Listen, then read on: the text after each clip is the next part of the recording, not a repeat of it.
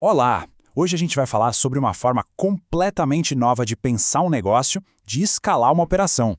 Uma lógica que, olha só, permite que vendas e atendimento continuem a todo vapor, mesmo quando quem é dono da empresa está dormindo, descansando, enfim, vivendo.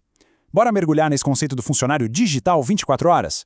Ok, vamos começar com um cenário bem real. Tenta imaginar a cena. Quase meia-noite, o fim de um dia ou de uma semana super cansativa.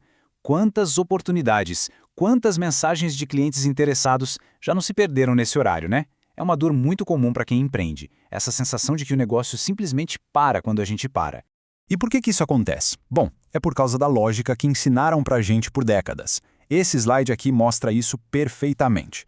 Do lado esquerdo, a gente tem a famosa roda de hamster. Para crescer, tem que contratar mais gente.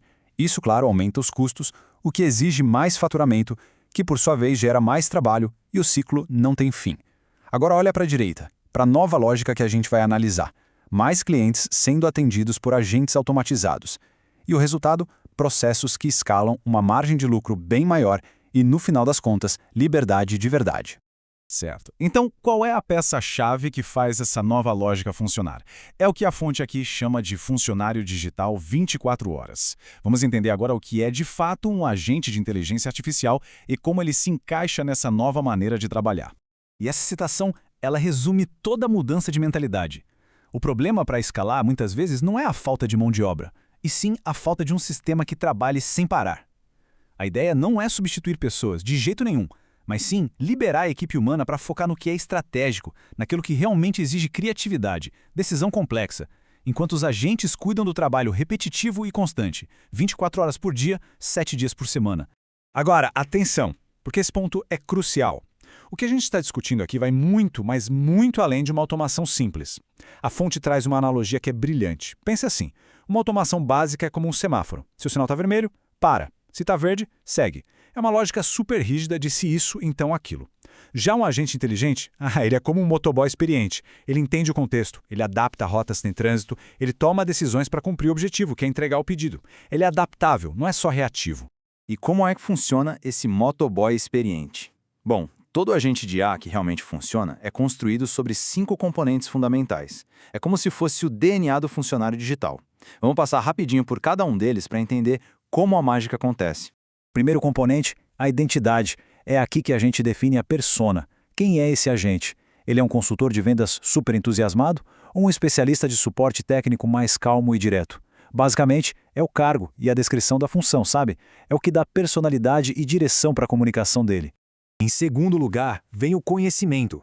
Essa é a base de dados, o cérebro do agente. É o catálogo de produtos, as políticas da empresa, as respostas para as perguntas mais frequentes. É o manual de treinamento completo da empresa, só que com uma vantagem incrível. O agente aprende tudo na hora e jamais esquece uma única informação.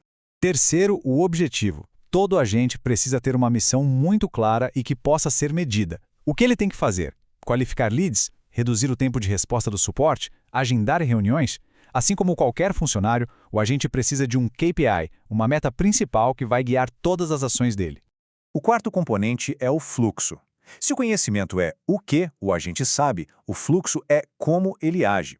São as regras de comportamento. Por exemplo, se o cliente perguntar sobre preço, o agente segue este roteiro.